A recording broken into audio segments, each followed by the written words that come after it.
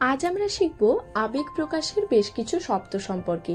খুব অবাক হচ্ছ নিশ্চয়ই আবেগ প্রকাশের শব্দ শুনে। আসলে এই আবেগ প্রকাশের শব্দই হলো ইংরেজির সর্বশেষ পার্শ্ব স্পিচ ইন্টারজেকশন।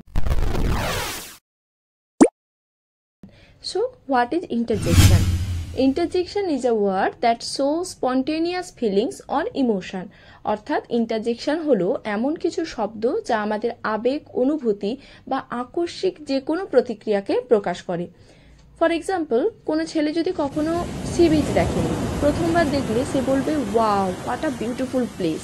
এখানে ওয়াও একটা ইন্টারজেকশন যা ওই ছেলেটার ফিলিংসটাকে এক্সপ্রেস করছে। আবার hurray, I won the race, এখানে হুররে এই ইন্টারজেকশনটা আমার সাকসেসের ফিলিংসটাকে এক্সপ্রেস করছে। ইন্টারজেকশনের আরও বেশ কিছু টাইপ রয়েছে। নাম্বার 1, ইমোশন বেসড ইন্টারজেকশন, অর্থাৎ আবেগ প্রকাশের শব্দ। যেমন ও ইউ আর হিয়ার, ও তুমি এখানে, অর্থাৎ তোমার উপস্থিতিতে আমি অবাক। সেকেন্ড রয়েছে কলিং ইন্টারজেকশন, অর্থাৎ ডাকের শব্দ।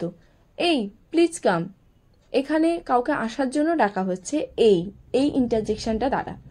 3 নম্বর রয়েছে ওনোমেটোপোয়িক ইন্টারজেকশন, অর্থাৎ শব্দ অনুকরণমূলক শব্দ। এই সকল ইন্টারজেকশন শব্দ বা আওয়াজকে অনুকরণ করে। এক্সাম্পল, বুম, লাইটনিং স্ট্রাক, এক্ষেত্রে বাজ পড়ার শব্দ বুম, আবার বুম এই ইন্টারজেকশনটাও ব্যবহার করা হয়েছে। এছাড়া আরও অনেক ইন্টারজেকশন রয়েছে, যেমন অ্যালাস মানে হাই, সেম মানে ছিছি, গুড বাই মানে বিদায়, লো মানে দেখো, ব্রেভো মানে সাবাস, হুশ মানে চুপ, এই সমস্ত। এরপর থেকে আবেগ প্রকাশের শব্দ, এই কথাটা শুনলে কিন্তু ঘাবড়ে যেও না, মনে রাখবে আবেগ প্রকাশের শব্দই হলো ইন্টারজেকশন। এই হলো আজকের ইন্টারজেকশনের ওপর এক্সারসাইজ পার্ট।